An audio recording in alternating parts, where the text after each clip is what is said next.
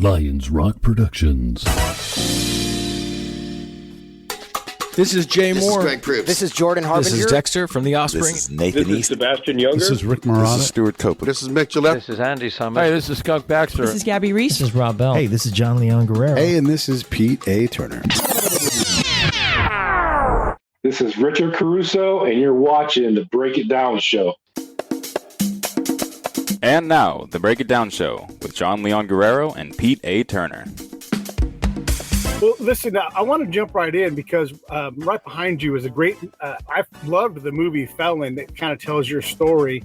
And I guess we could talk about a variety of things, but you worked as a correction officer, at least for a while in California. And I thought we might start there and then start about the, we've got a lot of problems with our correction system in this country, partly because we incarcerate entirely too many people. They tend to be black dudes more than anybody else, and it's just out of whack. And then once you get there, we're not getting what we want out of that system. And I think everybody agrees with that. We're always trying to improve the correction system. We've taken a hard look at policing in the last couple of years, but boy, corrections, it's tough. And I'll just say this, too. I talked to a corrections officer when I was working on my Prison Chronicles. And one of the things she said, she was in Alabama. She's like, look, Toyota comes down here. I can't compete with them. I'm struggling to get dudes that are at least 8 and hit the gate. And That's Toyota right. comes along and offers better everything, wages, better job, better livelihood, less risk. She's like, I'm struggling just to keep anybody. And the other thing she said that was real interesting, and then I'm going to shut up and let you talk, was it's like when I show up at work as a supervisor, I already have 10 hours of work for my 8-hour day, and I never get to that stuff because the moment I get there, everything changes. Right. Well, I know out in California when I started in 1987, that was the biggest fear out there because there was a prison boom, and that private companies like Nabisco, Toyota, they were going to come in, and that inmate that cost $80 a day to house, they were going to house them at $45, $50 a day, and basically pay that officer, mid-range salaries compared to where we were making higher range salaries, and do it a lot more cost effective. And that was a big fear of our union, is that, the pitch that our union gave is, do you want Walmart cops guarding these inmates? Because that's what you're going to get. So what happens when that happens? Well, the training is not as good. You look at the TSA program after 9/11 and the screening program in the airports. And right now, the billions of dollars that the government has invested in TSA, some of it I'm for, some of it I'm against, but, you are getting a better screening process getting on that plane. I think people feel more secure. And I think that's a big thing with the public is making them feel secure. And if you pump fear in the public, it's a very effective tool to get any wage that you want. If and in California, that's what the union did a lot is, they were basically saying, you don't want these murderers and rapists climbing over the walls of the prison into your neighborhood. So you need to pay us this much and we'll prevent that. So as a citizen in any community, you're going to say, hey, pay these guys whatever you got to pay. And pumping fear into the public from a military standpoint, any kind of standpoint that's going to jeopardize the safety and security of any kind of city or country, it's a very effective tool to get the wages or the monies that are needed. And then that system also is feathered by sheriffs being elected. And I'm not saying that we shouldn't elect sheriffs, but when sheriffs get elected, they tend to be, I'm tough on crime. And the DA says, I'm tough on crime. And these guys run on being tough on crime. You got this. I remember when the prison in Corcoran opened, this is the newest state-of-the-art, highest, That's right. highest, modern, hardest to escape prison. And literally the day they opened it, a guy busted out. It's like stuff. And so that turns into even more money. And you don't have a high state-of-the-art, high capacity, hard to escape prison in the middle of the Central Valley if and then not put people in it. No one's like, hey, we got to close prisons. Everybody's being nice. Well, we had 6,000 inmates at Corcoran when I was there. right around 5,800 to 6,000.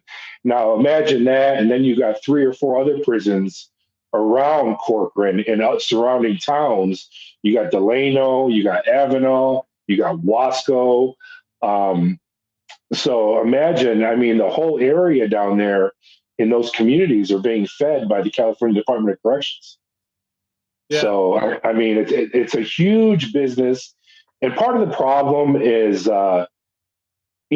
prison is not a deterrent to these young gang members that are coming out of the hood. It's more like a military camp or a summer camp. They can hang out with their homeboys in their neighborhood. There's more violence. There's more threat of being killed than inside prison. And but when you're housing nonviolent drug offenders and you got maximum and mandatory sentences that go along with the amount of drugs that are found on somebody, and they're going to get a mandatory sentence, that's what's filling up our prisons, both federally and in state prisons. And I just believe that you need to find an alternative to someone who's got a drug problem, and throwing them in prison with warehousing them for 20 years. That's not the answer. One of the things I learned in the Prison Chronicles was that most of these guys, for the most part, had committed murder or had 3 felony strikes against them. But they basically all said, I never met a true murderer. Yes, I met people that had killed people, but someone that we might call criminally insane. They're like, I just didn't meet those guys. Not that they don't exist, but Charles Manson obviously falls into that category. But they said the bulk of the people that were there had multiple problems stack up, and it turned into this thing where they had committed murder. And not to justify that crime, but these weren't psychopaths or sociopaths. Well, a lot of it. I believe the breakdown of the 2-parent home, having that positive male role model in the home, is a recipe for disaster for a young male that's walking through a gang-infested neighborhood and has all his homeboys that he's got to walk through and not be a part of that gang for some kind of protection. When dad is not home, leading by example and setting the standard of discipline, how come I can give that same gang member, when I have him in prison, structure, tell him to tuck his shirt in, make his rack, do this, do that, and he's answering me, yes, officer, yes, officer. He's gravitating towards that structure. Many times I felt that if he had that structure in the home, he might not be in prison. Yeah. We've looked at this topic a lot. We had the guys from they used to be called what is it? I can't remember. Devone Bogan's the guy's name, and they worked in the city of Richmond trying to reduce the crime there and the bad area. Yeah, and they took the top 25 shitheads they could find, and they're like, "Hey, we've all left you behind. We apologize. We want to offer you something different." And the program's now called Advanced Peace. But what they would do is they would run these guys through a case management program. It involved mentors. It involved getting them through, like, hey, you have anger management problems, you have drug problems. Let's work you through this thing. Along the way, you get a stipend if you're doing the right things, and you get compensated for that. And they had a lot of success. But part of what they did was they created basically uncles. And they said, hey, there's accountability. I expect you to fail. I expect you to miss an appointment for your anger management class. Guess what's going to happen? I'm going to come down. I'm going to see you. I'm going to love you. And we're going to get to that meeting the next time. We're just going to, you may quit, but I'm not going to quit on you. And that made a world of difference for their ability to take some of the worst people Richmond could find and get them, statistically overall, predominantly off the streets and become viable citizens again. Well, I mean, it's all about choices and consequences. And, my experience dealing with young males, they want that structure. They want to have consequences if they mess up. And if you look at them at the high school and the coaches, the mentors that are coaches to these young males, that they make consequences if they mess up for practice or if they miss practice or school. And if dad is not home giving them consequences, that young kid is gravitating towards a teacher or a coach or some male in that community, a preacher. And having that strong male positive role model in the home, mom can't do both roles. You know, lots of mothers are working 2-3 jobs, or you have mothers that are having kids by 3-4 different guys and are strung out on dope. And if there's not a good example in the home, then it's a recipe for disaster. And that's a proven fact, not just in California. But I remember going through the police academy out in Napa, right down the street from you, and at Napa Valley College. And when you talk about Richmond, our president in our academy, he was a cadet that was busted for selling cocaine in Richmond as a juvenile, and they hired him on Richmond to be a police officer. And I was stunned at that out of the selection process, you're hiring someone that was arrested for selling cocaine as a juvenile, but that's because Richmond, and people don't know about the Crest. I know you know about the Crest. Sure. People do not go up in there. I mean, police officers don't go up there unless they're too deep, because it's a very dangerous area.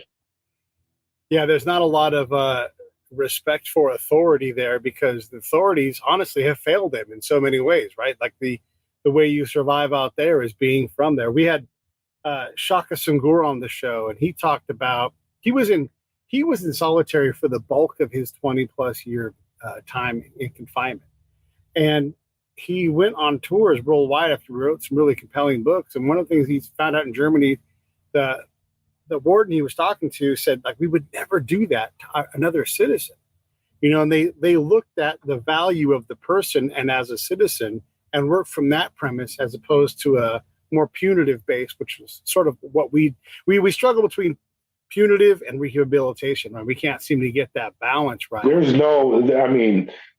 very rehabilitation, I know, in the California prison system. But I'm going to ask you this question. What is the most dangerous weapon? What do you feel is the most dangerous weapon? Like a tactical in-your-hand weapon, or just the human mind?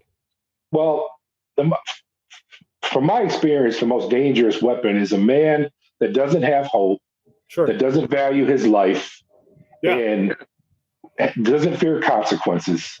Right. And if you take a man's hope away, and he doesn't care what the consequences are, he's a loaded weapon walking the streets. So how about if that person believes that they crave consequences? Well, I know, just from where you live, and you see it all the time when you go out in the public. You go to Vallejo, you go to Benicia, you'll see these young kids, and you can see them starting to come up. Some of them will mirror the gangbanging, and you look at them like he's heading for a dead end. Yeah. But if one of them gravitates towards a male role model in their community, that positive male role models, someone that maybe in the ROTC program or in athletics or in some program in school, they'll latch onto that male like their father. And I've seen them in the military. I mean, you get these young kids out of the city that go in the military, and the success rate is so high, because what's the military do? It gives them structure. It gives them discipline. It gives them consequences. And I think that's what we're lacking in today's homes, is that, that positive male role model, setting the example, treating his wife and their mother with respect. And I've had father and son cellmates. There's something wrong there if dad's not calling home and saying, son, you don't want to follow my path. This is a bad place. You don't want to come here. When you got father and son cellmates, that's pretty sad scenario for our judicial system. And not something that we want as citizens. I don't know. That's not the outcome I want. One of the things we also learned from the Prison Chronicles was that the prison was an extension of the community in Detroit, where Shaka Singura was, or X-Rated, this rapper who was from Sacramento. And our lives just about overlapped, because his community was in the south part of Sacramento, where I worked at Tower Records, right? And he came to the Tower Records store I worked at a few years after I worked there, because it was his birthday, and he was going to, so we had, and he's maybe 5 years younger than me, right? And so I'm in the area. I was across the street from the mall They're like, hey, don't go to that mall. It's too many gang people in there. And he's talking about, and you know this as a Marine, he's like, when we went to the mall, and this came through over and over again as I talked to these dudes. He's like, when we went to the mall, we had basically an operations order. We were briefed on what to do if we saw so-and-so or this group, you know, and you had to think about, like, I was going to go in this door, go down here, buy my shoes, and get out. So I wouldn't get targeted for something. And I'm like, you're describing combat patrol. And he's like, that's what it felt like, right? And these guys, the other thing I realized was that not only is their life like combat, you know, like there are X's to get off of everywhere, but they also get PTSD from all of that stuff. But let me stop you there, because you're exactly right. Think of their mindset compared to that white guy who's basically doesn't have that fight or flight mindset. That black male, and I'm not trying to say, you know, I'm not trying to get off on that tangent, but that black male's mindset a lot is in fight or flight. Mm-hmm. He's feeling he's already being profiled. And in many cases, he is. Yeah. By his own people or by anybody else. There is danger all around him, which we know has this parasympathetic response, which leads to things like cortisol and adrenaline coming in. And we know through veterans, we've learned a lot about, like, this becomes how you operate. I know for me, my PTSD, it for sure is part of, like, my response to things. It's a lot more manageable now, but I have to manage it. It's like I have to go to the gym every day for my brain. I've got to do these things. Right. So if you grow up in an area where you don't have positive adult influences, you have a mom, God bless, doing her best, you know, but there's just not enough mom to go around.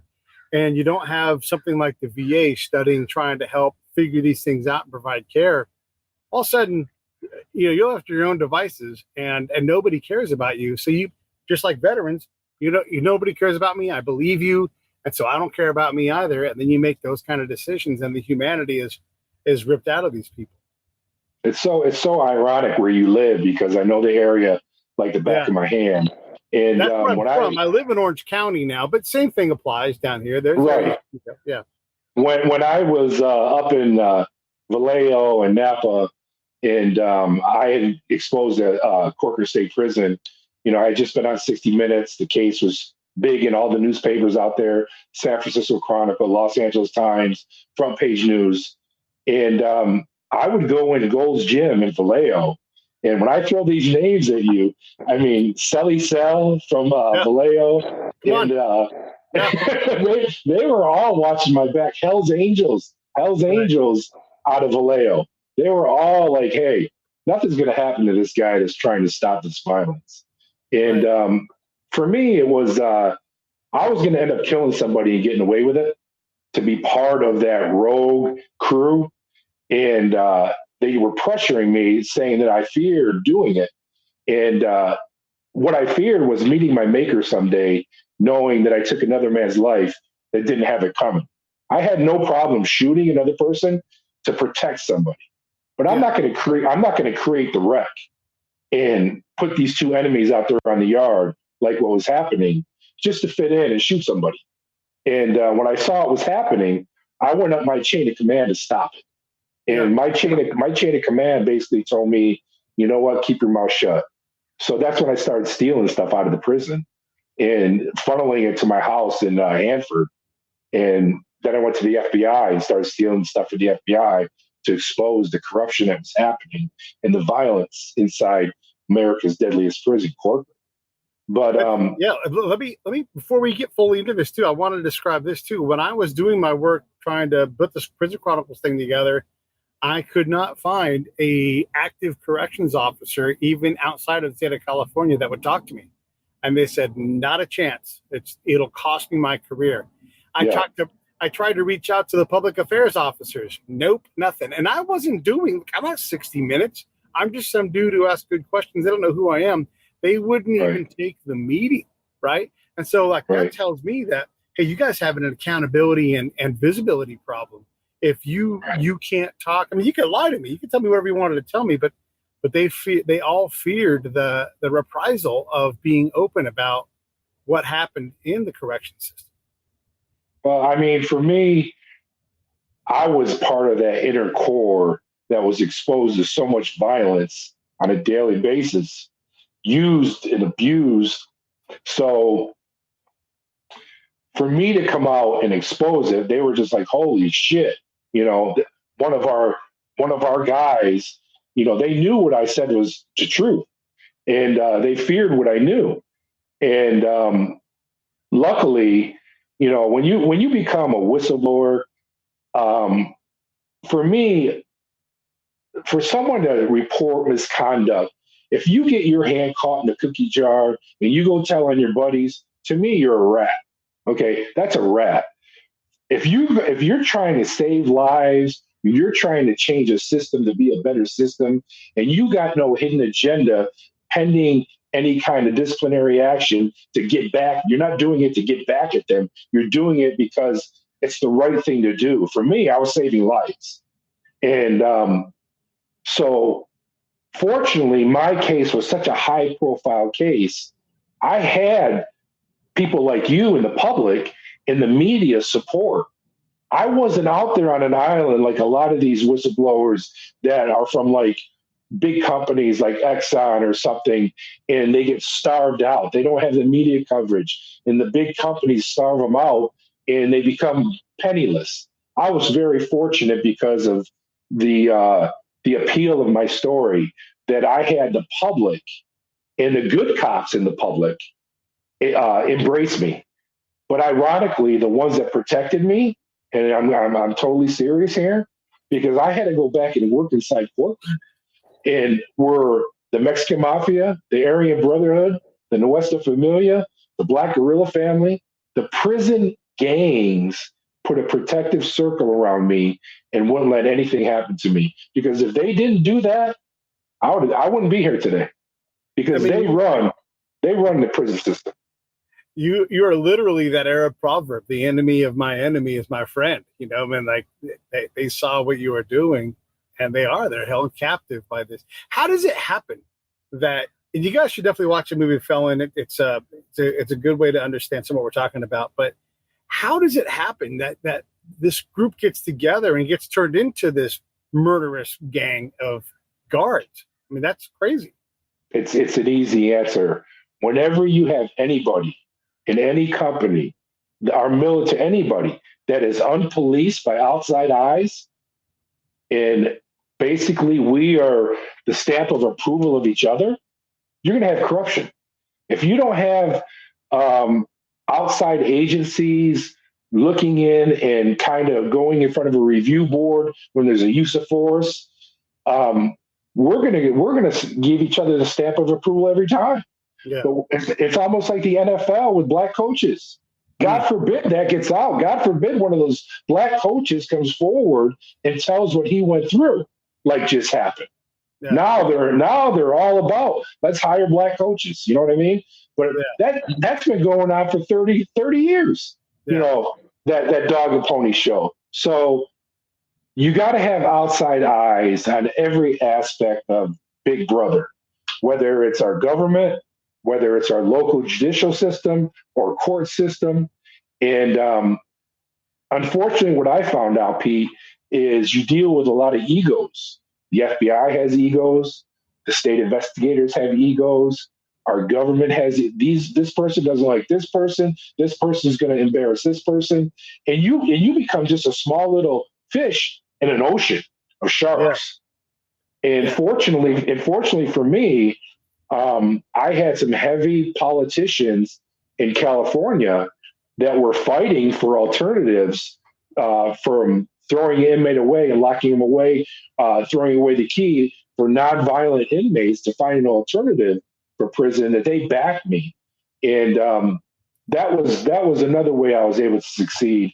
A senator by the name of Richard Caruso, he was one of the heads of the Democratic Party out of Los Angeles.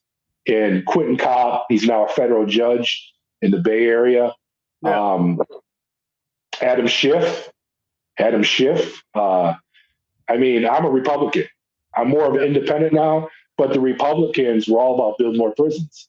And they wanted me to go away because I was exposing, the big moneymaker, which was lock them up and throw away the key. And it's hard for me to say, but the Democrats, they stepped forward and they raised their hand for me. And, but, everybody's got an agenda that's in there.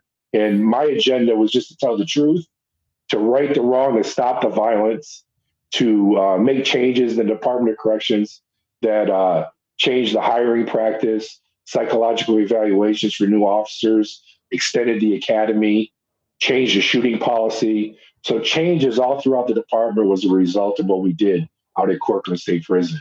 And I was just very fortunate to have good people like yourself, good police officers, good correctional officers embrace me. Because if I would have been abandoned emotionally by everybody, I don't know if I could have made it, because it was a long road. You got to figure, I fought this fight from 1994 to 2000. So for 6 years, every day when I got in my vehicle, I didn't know if it was going to explode. So it was hell on earth. And but fortunately, I was embraced by a lot of good people, and I was very fortunate compared to a whistleblower that doesn't have the media exposure that I had. So my heart goes out to the guy that is working at Google or wherever, or Amazon, and he wants to expose them for, discrimination or whatever. But people really don't want to hear the story. They don't care. They don't want to hear about Amazon.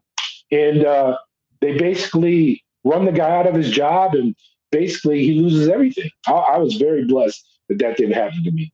They tried. I'm sure they did, because you're also dealing with the union, and you were no the most powerful union in the state of California that gave the most contributions to the governor, which was Governor Wilson at the time. I mean, we had correctional officers in the late 80s making six figures. We were making more than CHP, California Highway Patrol. Yeah. And that was all because of the power of our union. Yeah, that's crazy. And if they want something to happen, boy, they've got some political clout. And, you're in the union, but you're not part of it. And all of a sudden you get isolated. That can be dangerous. There's a restaurant in Sacramento called Fats, and that's where all the politicians go. And I'll never forget, I had just testified in front of the California Senate, and I was with Senator Richard Polanco. He might be watching this, but I was with Senator Richard Polanco after I testified. He goes, "Come on, I want to take you out to dinner." So he takes me over to Fats, and that's where all the senators were eating. Well, as we walk in, we notice the head of my union, Don Novi, sitting in the back. He had just heard my testimony. And Senator Polanco grabs my hand and walks me right over to this table. And he says, "Don, why don't you do something for this officer? He's one of your guys." And Don's face got all red, embarrassed, because he knew I was telling the truth. Yeah. You know what I mean? But, and he looks up at me and he goes, "Richard, what can I do for you?" I said, "Don, you know what you could do for me? Put me on the cover of the Union magazine and let all the officers know in the state of California what I'm doing is the right thing by coming forward and telling the truth." Yeah. And his face got real red. He knew I was telling the truth. Yeah. One of the things, because there is a balance, right? So you guys do a hard job with dangerous people, and you need to be able to tune somebody up from time to time, and you have rules of engagement for that. And having somebody from the outside assessing what you do, often, look, I was in Baghdad, or I was in Mosul, right? First part of the Iraqi war. And right. We had a hard job. People were getting their heads chopped off every day in town. These are the Iraqis. We were getting mortared every day. This wasn't Cupcakeville, right? But the next unit came in and they started having things like best fucking lawn competition on the post. And this is not a post that this is a serious working, operating combat, outfit. Right. And, you have this problem where people who don't know, and these are logisticians running a camp, so they don't know any better. And they love to have, salsa night. Meanwhile, we're out, and listen, it's gray area where I'm at. Things that would never be legal now, that I would never tell anybody about now because they would consider it against the law, had to happen at that time because we were in a lawless place. We were in a war, right? So when you have that outside set of eyes, it's real easy for things to get real dangerous for you all because you are dealing with people that sense weakness, that are looking for an opportunity, or Absolutely. whatever. But talk about balancing that outside influence. Well, there's a difference between a convict and an inmate. Okay. An inmate will cry about anything, right? A convict that knows how to do time, usually when he complains, there's something behind it. So a convict knows that if he touches staff or if he acts out towards staff, there's going to be severe repercussions. Okay. So basically, I would always have the convicts and the guys that had a lot of time run the unit. I know he's got probably a radio up in his cell that's not his. I know that, he might have some tobacco. And he doesn't want me up in his cell. And so I would just communicate with him as, hey, I want peace while I'm here. I want this unit to run accordingly. I'm not going to be all up in your business. I don't want anybody disrespecting any of the staff. And that's how I would manage them. I would let them manage themselves. I remember one day I came into work, and I don't know if you ever heard of the 415s. It's a gang out of the Bay Area by Oakland.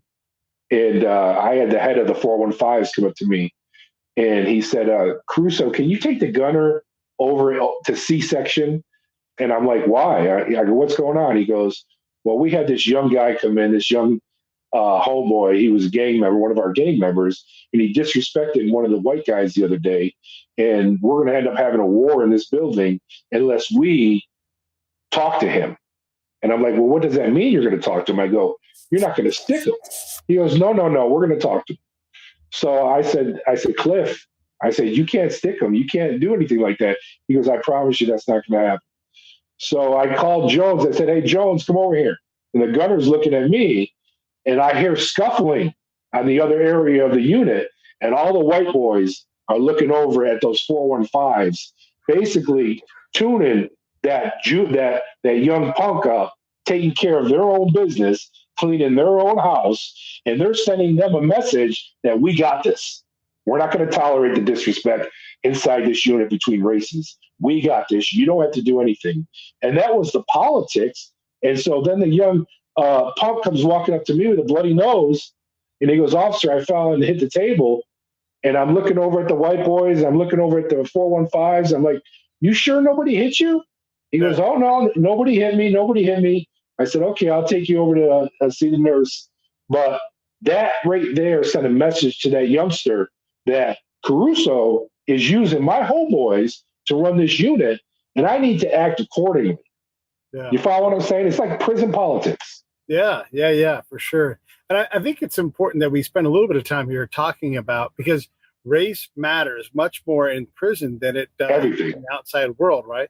So let's talk a little bit why people pick a side. And I was going to make a joke about the 415s being off-brand and should have changed over to the 510s, but who cares about that stuff? But let's talk about race in prison and why do different groups of people, why is skin color a discriminator? I just think that that's what people, if they grow up in a neighborhood in which everybody's Italian, or if everyone's Jewish, or everyone's black or white, I think they gravitate towards their own mentality and values that they grew up with in that neighborhood. And many of them know each other's families. And so, like, I was working in Vacaville, and I had this white boy roll up on the main line, and he says, I'm a Crip. I'm a Crip from the Crest. I said, you're not housing with the Crip. He goes, no, I want to house with the Crip. I said, I'm going to tell you something. I go, if you house with a Crip as a white boy, you're going to have problems.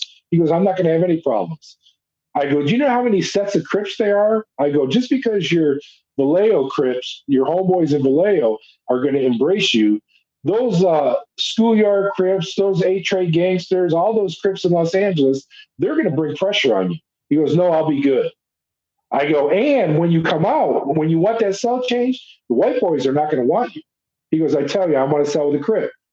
I put him in with a Crip, and within a week, he was crying for a cell change. And it wasn't because of his cellie, it was because of the other Crips said, we can't have this.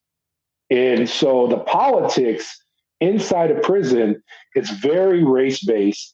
And that's just the way it is. As far as you'll see everybody getting along. You'll go on a yard with 1,000 inmates.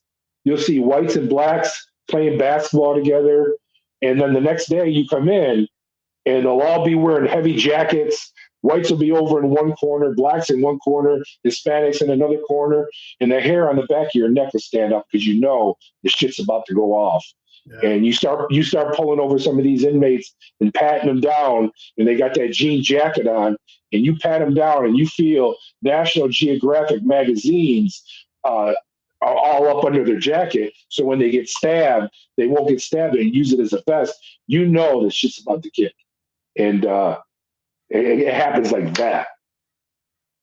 Is it possible to be unaffiliated, even if you're like, in the Felon, the dude isn't in a gang, and ends up having to be in something almost from the moment the movie starts.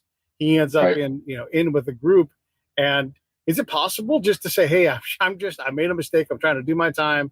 Leave me alone. Is that person? That was one of the things when we wrote Felon, because I helped write a lot of the prison scenes because the director had no idea about what's going on in prison. That was one of the things. How do we get this guy who created this crime protecting his family into the maximum security part of the inmate? So I had to create the whole scenario of the bus, and he didn't snitch, and which would get him into the shoe. And so, to answer your question, if you take that route and you're going to go out there solo on your own, what are you going to do when I come up into your cell and I say, hey, it's going to cost you 2 soups every week to live on this tier, and you got no backup. It's just you. And as soon as you pay me those soups and show that weakness, the next week I'm going to come back for 3 soups. And then the next week I'm going to want 4 soups. And then the next month I'm going to bend you over your rack and you're going to be mine. So to answer your question, security comes with numbers, and you almost need that protection of, you don't want to be a lone wolf because those predators will prey on you.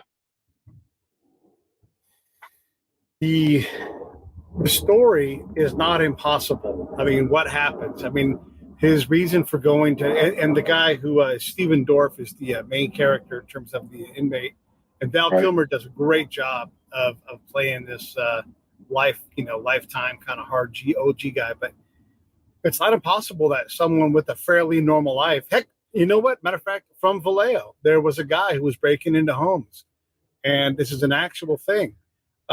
He breaks into a guy's home, and that guy had been into some trouble in his life too, right? Which is not uncommon. I mean, a lot of people are arrested.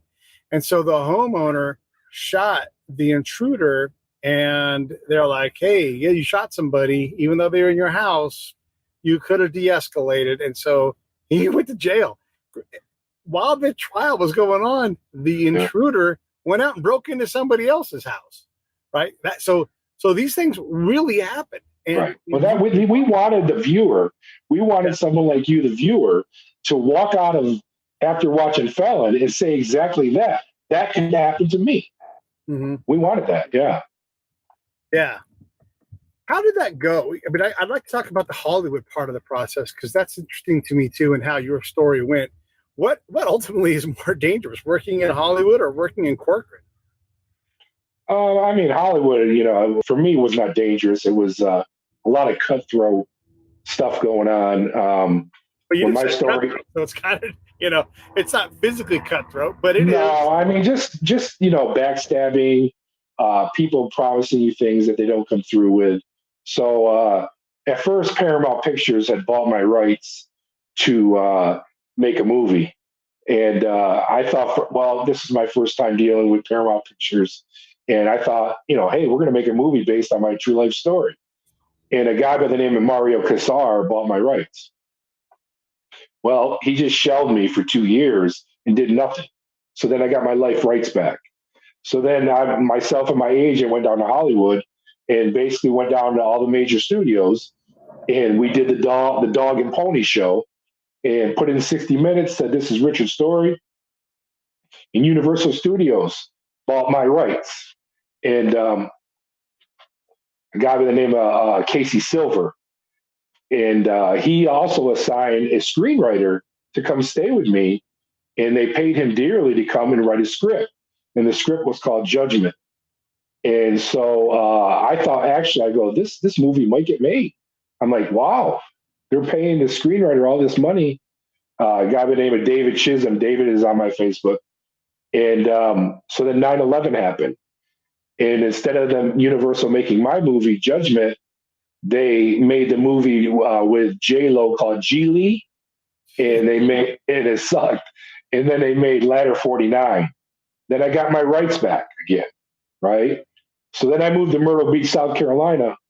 And I'm at Myrtle Beach, and there was a show called the Dan Abrams Report with Dan Abrams. And he was at the trial of Michael Jackson in Los Angeles. And the jury was out in the trial. And I was via satellite to the trial being interviewed by Dan Abrams, because if Michael was found guilty, he was coming to where I had been inside of Corcoran Shoe in the high protective security housing unit.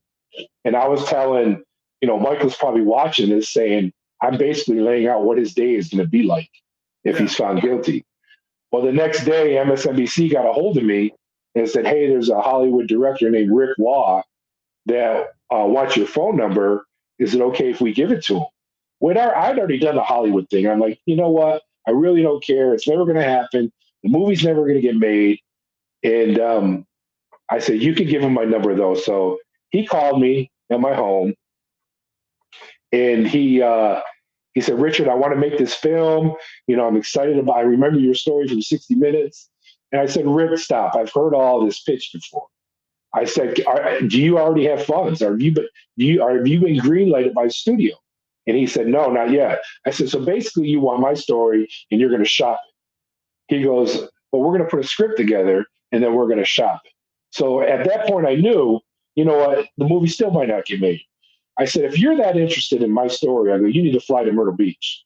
Within 3 days, he was in Myrtle Beach, South Carolina. He showed up.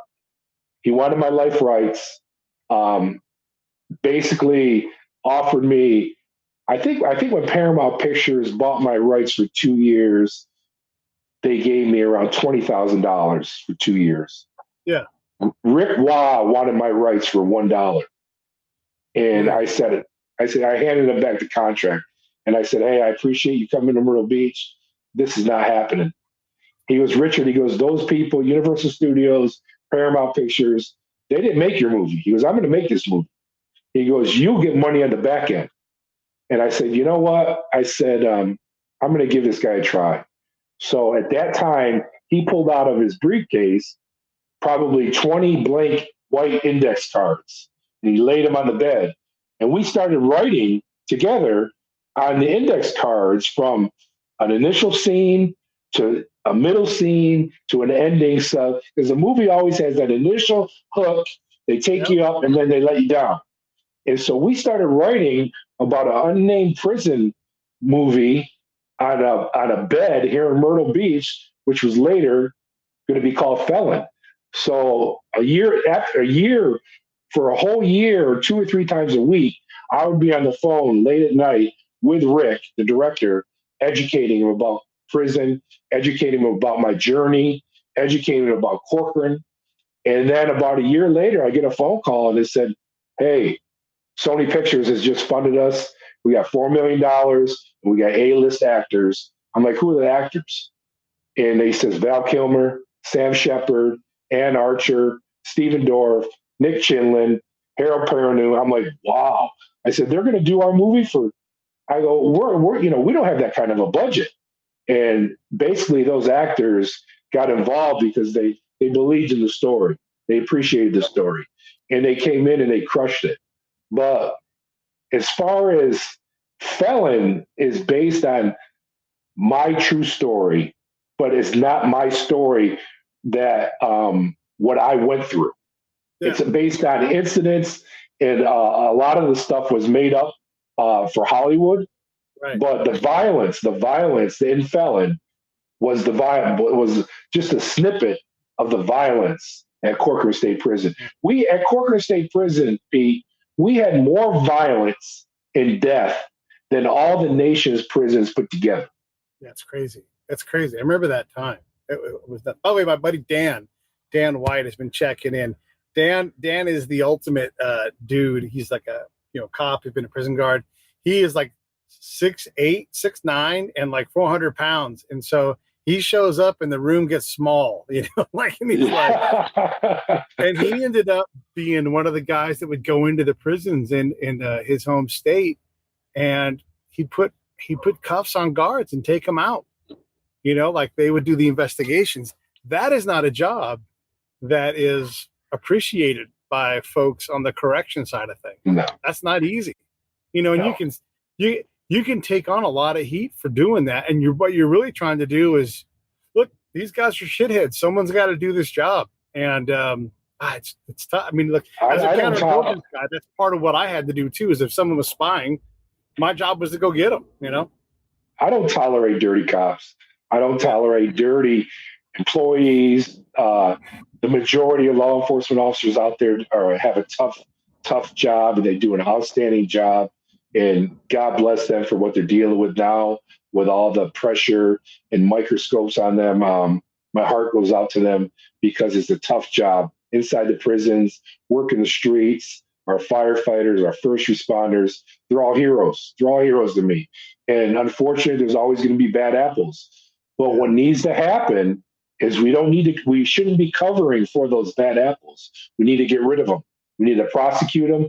There has to be consequences. The public needs to see us policing ourselves and have confidence in us that we will police them. We will get the bad apples out. But as far as the job itself, all those people are heroes to me. All of them. Yeah. Yeah, it's possible to be, a hero and then also be in a place that's exceptionally challenging to work in. And it is a hard situation, and I want to make sure we're fair about that. Let's talk about you over there in a foreign land and some of the stuff that you saw over there. Now, you say you can't talk about it, but what if it was a fork in the road and the guy that was with you put a bullet in one of the kids' heads or something like that? Would you come forward to your command and say, I can't be a part of this, or would you just go along with it?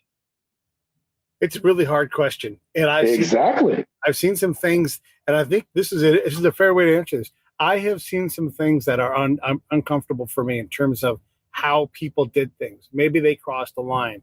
Maybe it wasn't the line. But what did you do? Well, you got to go and patrol with that person the next day. I had to go to work with them the next day. I depended on them. But when you meet your maker, are you going to have a clean conscience that you could have preserved or you could have stopped that? Hard, right? Yeah.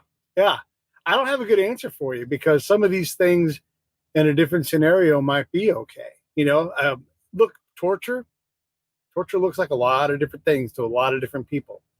And you see stuff like, and I would say to some of these guys that I worked with, I'm like, let me work with some of these guys and talk to them and see if I can't get them to open up, because look, is it any better to hand them to the Iraqis when the Iraqis are going to hit them with a shovel in the head? Well, this is the way I look at that is my daughter's got 15 years in the Air Force. She's a master sergeant, and God forbid she was taken hostage. Yeah. And if our government called me and said, listen, you know what, we're going to be borderline interrogating some of these guys that we get, I'd say cut each finger off one by one, get my daughter back. Torture wouldn't even come into play. I don't care how they get my daughter back. You do what you got to do. But can you stay within that scope and not in that gray area and not go from torture to now you're raping their wife or you're shooting the family? Yeah. I mean, I was talking to a doctor, a friend of mine, and we were out to dinner. And I said, because he was talking about my story, and he thought it was very courageous and stuff. And I said, Doc, listen, what about you're in the operating room, you're doing surgery on an 85-year-old man. The next 6 months of his life is not going to be good. And you're working with another doctor he knows the circumstances, and he basically puts this man to sleep with honor. Yeah. and you know he's putting him to sleep on that table, instead of going out and asking the family, is this the right thing to do? Yeah. I said, would you stop that? Would you tell the hospital on that doctor? He goes, Richard, I would never be able to work in another hospital. He goes, I wouldn't say anything. He goes, it happens all the time. And I said, well, who is that doctor to play God? Yeah. I said, as a family member, I would want to say, yes, it's okay to let him go, or no, I want my father here for 6 more months. So it's just like you. I mean, there's a gray area dealing in law enforcement, and you have to kind of function within that gray area. Like you said earlier, a lot of these gang members, all they understand is fear. Yeah. And if they don't fear you, you are going to become prey, and they're going to be the predator. But when they fear you, I'm not just going to say gang members, just society. If we don't fear getting a ticket going 65 into 55, we're going to go 75. Yeah. So we have to govern, unfortunately, with fear, the fear being consequences. But when we get into those consequences, what is that gray area? Some of us can work within that gray area. Others take it way too far. And that's the problem that I have, the ones that take it way too far.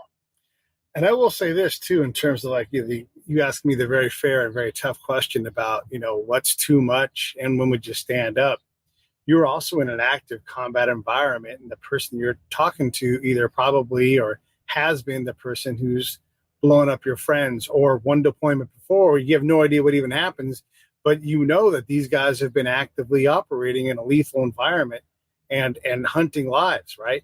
And so Right. it gets really really muddy, but it doesn't make it right to. What's the line in the sand for you, Pete? What's the line? Answer the question. Where would you say enough? Yeah, if I was present for an interrogation and they weren't playing with the rules. So first off, there's one time when I saw something and it wasn't over the line in terms of what Pete thought, right? I'm sure that dude thought it was, but he didn't really have a vote. But I definitely made a point to say, let's not put people in this situation where we're doing this right around the time of Abu Ghraib, right? And so I said, let's not put people in that position. Let's like leave no doubt that we're doing the right thing, because look, people have gotten in trouble for this sort of thing. And I don't want to say too much about it, but it wasn't an action, but I sought to correct what I saw to be a dangerous pattern. And I didn't want us to go over it, because once you compromise that, it takes people with you. And to illustrate, on another camp I lived on, there were guys who were running guns and running women. And that whole thing came apart. And one of those dudes shot himself in the head on the American camp, right? He's an American now. Every single person is an American.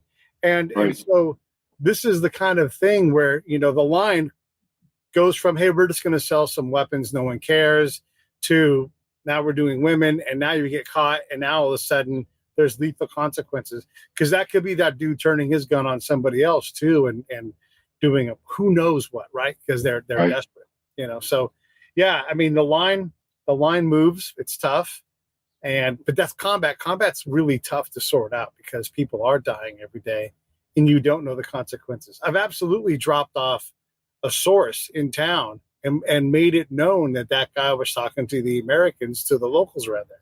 Never saw that guy again. Don't know if he died. Don't know if he lived. Don't know if he just took the message and got the hell out of there. But our intention was to terminate that relationship. This is a term on the books too.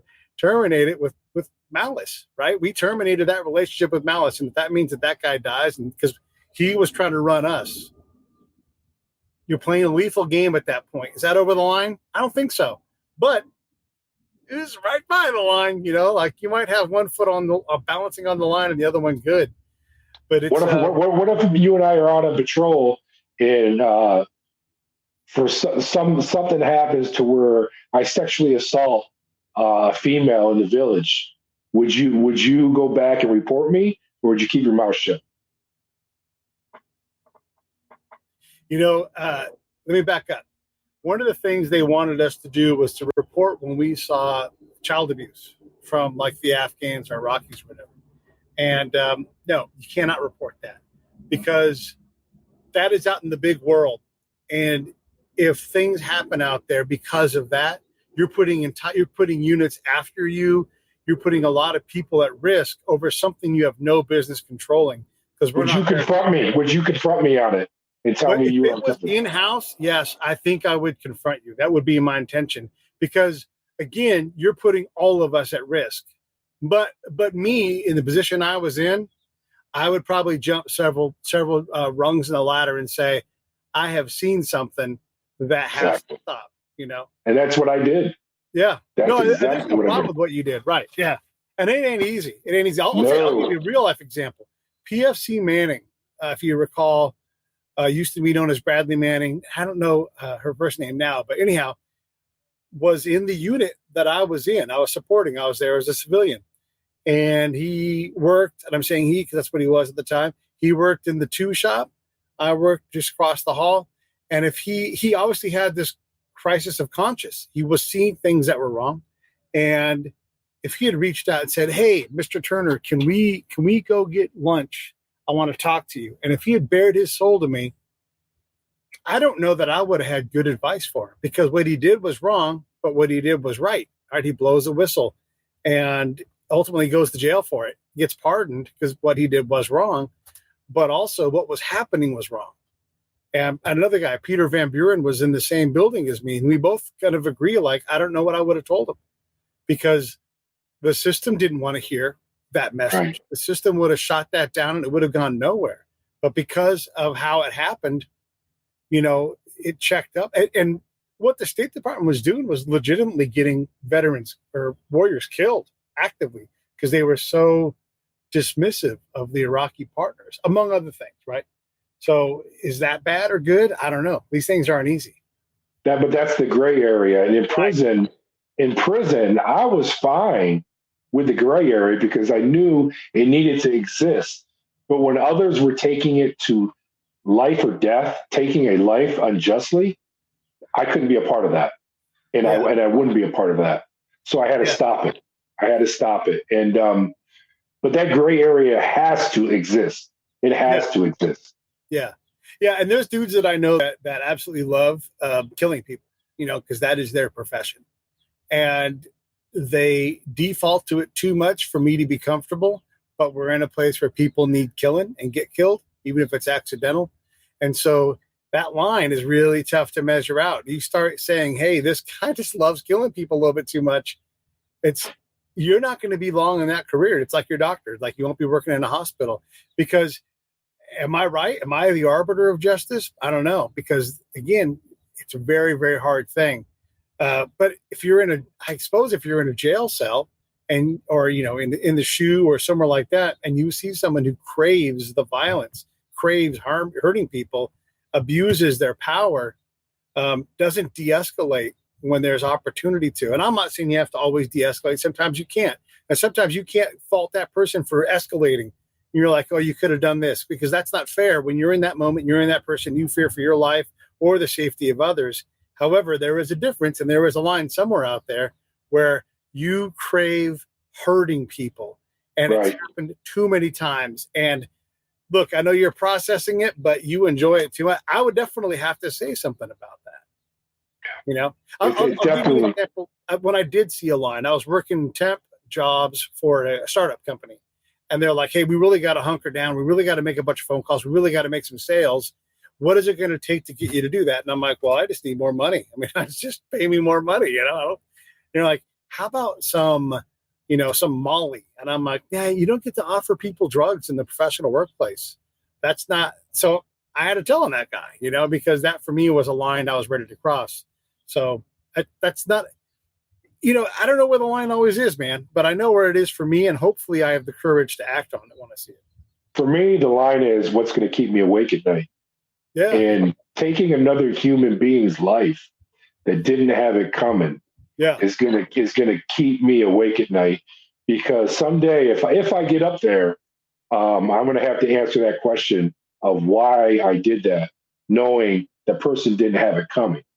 Now, I'm not weak on crime. I mean, I believe an eye for an eye, but that's not the way the system is. And but there has to be consequences for bad behavior, and there has to be deterrence for certain crimes, whether it's the death penalty, whether it's so many years in prison.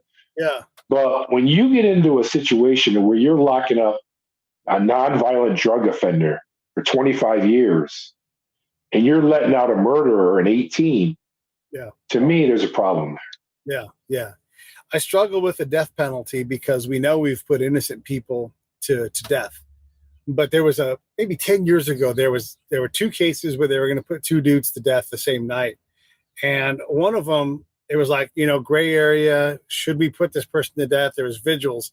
The other one hooked up a black dude to the back of his truck and drug him to death.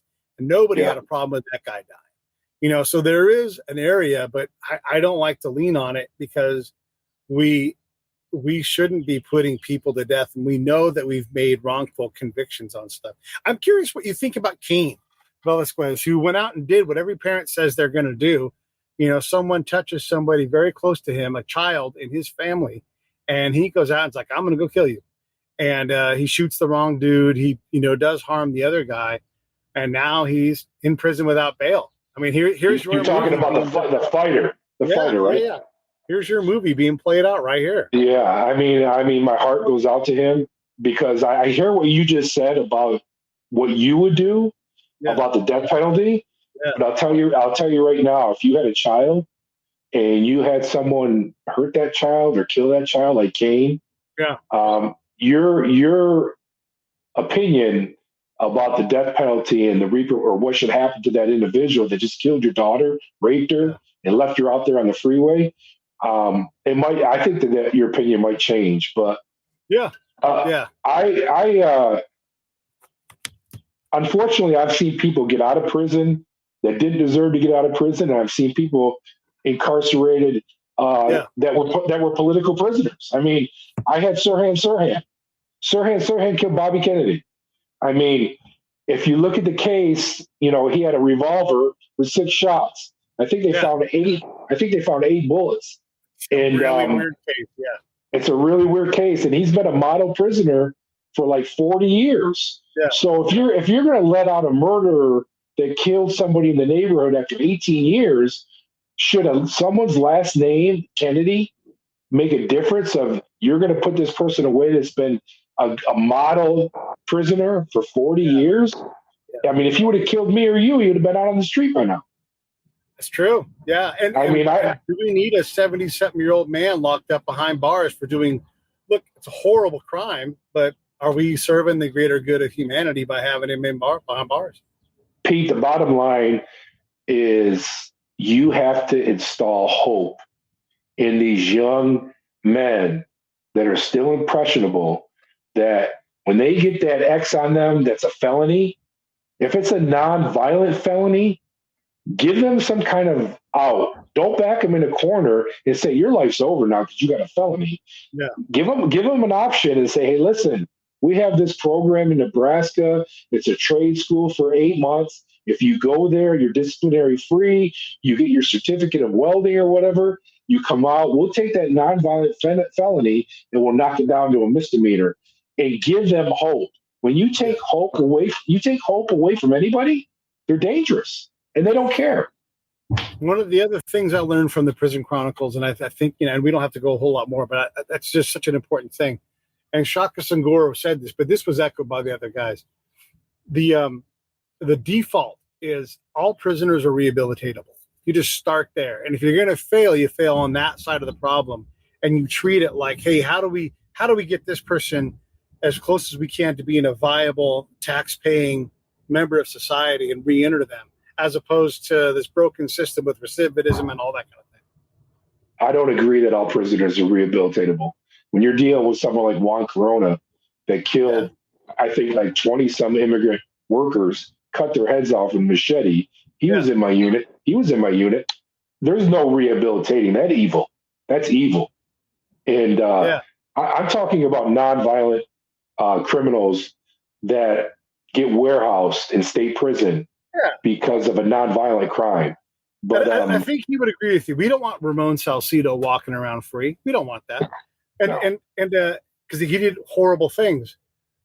one of the things that he's like, so who do you think? You think about Charles Manson. He's like, how many people did he kill the last 50 years of his life? And you're like, well, none, because he was locked up. He's like, so maybe he needs to be locked up in some way. But if you focus on rehabilitation as the norm, you're allowed to push the few people off and say, these people are criminally insane. They're not allowed to re-enter. Instead of just starting with like, if you come in, look, the fact of the matter is, all the prisons in California have less rehabilitation options than San Quentin does by itself. And that's because it's right there by the billionaires. It's right there close. They can commute to. If you're incarcerated in Pelican Bay or fucking Susanville, where you have to leave the state of California to get to it, right? There's no help there, right? Not like there is in San Quentin. So we've got to get better at rehabilitating. I think that's. Pete, I had an inmate, a black guy. He was late 60s. He had done 25 years in prison in California. Yeah, we were taking him to the train station. We had him in the van. He was getting out. We had his $200 gate money. We're going to give him his ticket to go to Los Angeles. We take him to the train station down in Corcoran. Guess what happens? We open the door. He still got handcuffs on. He starts running. And we tackle him. And we're like, what the hell are you doing? Now he's going to get charged for escape because he has not been released yet. Yeah. He said, I don't want to go home. He goes, I'm a nobody out here. He goes, I'm a somebody behind those walls. He goes, it's too hard out here in this world. Yeah. And he didn't want to come out. He didn't want to get out. Yeah. People become so institutionalized. But what does that say about our society? And it goes back to the family unit. Yeah. Think of these individuals that didn't have a good family. And I'm not trying to be a sympathizer, right, but it starts in the home. There is a cause here with that, right? Yeah. Yeah. The other thing about that whole thing, too, is we release someone with $200 or so. That's not, look, and they've been there for 25 years. Are you telling me that that's all the money that we could put together? Like this guy works, we can do a way better job of creating a ramp where. And you're putting them back into the drug-infested environment he came out of. Don't hang out with your friends. Don't break the law. Here's $200. We know he's coming back. We know he's coming. Right. I mean, that's one of the great things about San Quentin is they have that job where these inmates learn how to code and they can work on contracts on actual live coding projects. And it's one of the lady who runs she used to run the project at San Quentin. Said it's the most healthy work environment she'd ever been in. This included all the companies she'd work in on the outside because these guys were well adjusted. They had worked on their problems because they don't just give it to people on their first day. You've got to prove that you're worthy of doing it. And now they're making industry standard wages for the work that they're doing. So when they can provide for their family, they can have a little bit of money when they get out. Heck, maybe have a down payment on a house if they're there long enough. But they're able to do something and have this hope that we're talking about. You just said the key word, hope. Yeah. You got to give them hope. If you take someone's hope away, they're dangerous people. Hey, so here's my question to you now. I'm going to go back to the Hollywood thing. I know that there was more than one movie in you. We talked about this before. Any chance any of these other projects ever get made? Well, I mean, my agent that I had passed away. And if I have another agent that wants to shop my story, because I was talking to a well-known author, and I won't mention her name, but she said, Richard, your story was in the late 90s, and what about the relevance? It's 2020. I said the relevance of it's more relevant today than it was back then about ethics in law enforcement, doing the right thing, breaking the code of silence. So if someone took my story, or if I got an agent and they wanted to go out in LA and shop, and I would definitely be interested if they wanted to do that. It's a compelling story of with the FBI being just as dirty as the state of California. And that's what Felon doesn't tell you is Felon takes you down a road of the inmate's girlfriend going to the FBI when it was me being chased by the state investigators. taken out in a cotton field in Hanford to a payphone where I thought I was going to be shot. So it's Hanford's very in the middle of nowhere for anybody who doesn't know. You get shot out there, it's going to take a minute for anybody to even know. Exactly. And so, I mean, if there was an interest, I would definitely be interested in talking to the individual. I know you have a lot of people in the entertainment business that you've interviewed on your podcast. And if someone sees it or you want to connect a dot, I would definitely be open to talking with them. But my whole thing is making a difference that one person, sees my story and says, you know what, I would do the right thing. I would do the right thing. Or making change in the department, in which I did by the things that have changed. I talked about shooting policy was changed, extending the academy, psychological evaluations now for new hires. All that was because the focus in the microscope was put on the Department of Corrections. But it's we want to think that one man or a couple people can't make a difference, but I'm here to tell you that myself and my lieutenant Steve Rigg, and there was a couple of us that we stood tall for many years, and we brought the Department of Corrections to their knees. And we didn't know if every day we woke up was going to be our last day, but we stood fast with the truth, and we saved a lot of lives out there in California. Well, man, you're a hero. We appreciate it, and you're right. Yeah. We need more folks like that. And I'm not a hero. The heroes are the ones out there doing the job. Oh, you're a hero. It's my show. No, the heroes. You're a hero. The heroes are the ones doing the job now. The police officers, the firefighter, the nurse, the doctors, the correctional officers. Those are my heroes. The military. You raise your right hand to serve this country. You're a hero to me.